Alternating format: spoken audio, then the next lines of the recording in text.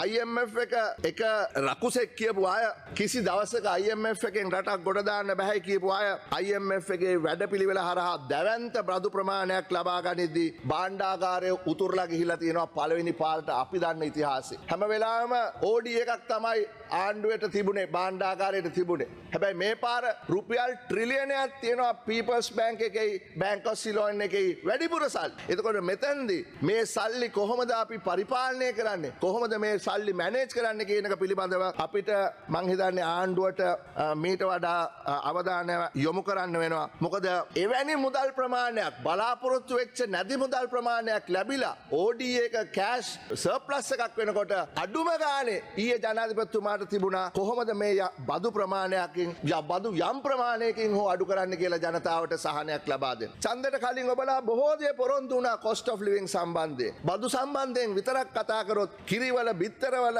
අත්‍යවශ්‍ය ආහාරවල ඖෂධවල පාසල් පොත්වල උපකරණවල කෘෂි උපකරණවල පොහොරවල සූර්ය පැනල්වල උපාංගවල පුනර්ජනනීය ජනයන්ත්‍රවල දේශීය මෘදුකාංග නිෂ්පාදනවල IT සේවාවල වැට් බද්ද අයින් කරනවා කියලා කිව්වා. හැබැයි මොකද කරේ? ඒ තිබිච්ච සමහර ඒවා එහෙමම තිබ්බ 18ට සමහර ඒවා බිඳුවේ ඉඳලා 18ට වැඩි කරා. ඉතින් ඒ නිසා වැට් බද්ද ඊයේ නිදහස් කරනවා වෙනුවට මොකද්ද කරේ? වැට් බද්දට අයවේ යුතු කණ්ඩායම තවදුරටත් පුළුල් කරා. ඒ කියන්නේ සාමාන්‍ය කඩයක් කරන පුද්ගලයාට ගරු කතානායකතුමා මාසකට මිලියන් 5ක් යනවා නම් එයාට වැට් එක වදින්නේ නැහැ. එයාගෙන් වැට් එක ගහන්නේ නැහැ. නමුත් ඊයේ එක මිලියන 3.6ට අඩු කරා. ඒකෙන් කියන්නේ දවසකට සමා වෙන දවසකට රුපියල් ලක්ෂයක් බිස්නස් එකක් තියෙනවා නම් ඒ පුද්ගලයාට වැට් එක ගහන්න වෙනවා. එතකොට ඒකෙන් මොකද වෙන්නේ? කුඩා ව්‍යාපාරිකයාට වැට් එක ගහන්න වෙනවා. එයා ඒක තමන්ගේ ප්‍රොෆිට් එකෙන් අඩු කරගන්නේ නැහැ. ඒක කෙලින්ම පාරිභෝගිකයාට යනවා. ඒ හරහා ජීවන වියදම වැඩි වෙන එක තමයි වෙන්නේ. ඒත්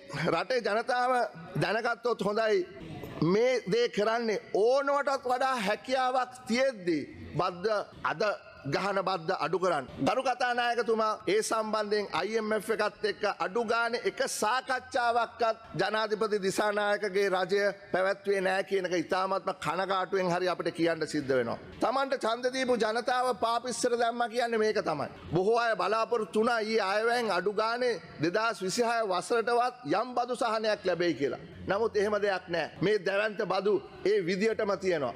ඒ වෙනුවට මොකද වෙන්නේ? 2027 ඉඳලා දේපොළ බද්දක් ක්‍රියාත්මක වෙනවා. ඒකන කවුරුත් කතා කරේ නැහැ. 2026 අවුරුද්ද පුරාම ඉඩම් මැනුම් කරන්න ඔප්පු බලන්න රජයේ ක්‍රියාත්මක වෙනවා. ඊයේ ජනාධිපතිතුමා කිව්ව පොඩි අදහසක් දෙකක් සමහර වෙලාවට ග්‍රවුන්ඩ් එකක් වැලියු කරන්න එක විදියකට ඉන්ඩස්ට්‍රියල් ප්‍රොපර්ටි එකක් වැලියු කරන්න තව විදියකට වගේ කතාවක්. හැබැයි කිව්වේ නැත්තේ මොකද්ද?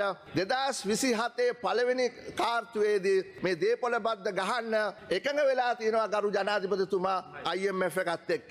ඒකෙදුමා ඊයේ කිව්වේ නැහැ. ඒ නිසා බලාපොරොත්තු වෙන්න 2027 වෙනකොට දේපොළ බද්දක් ගෙවන්න.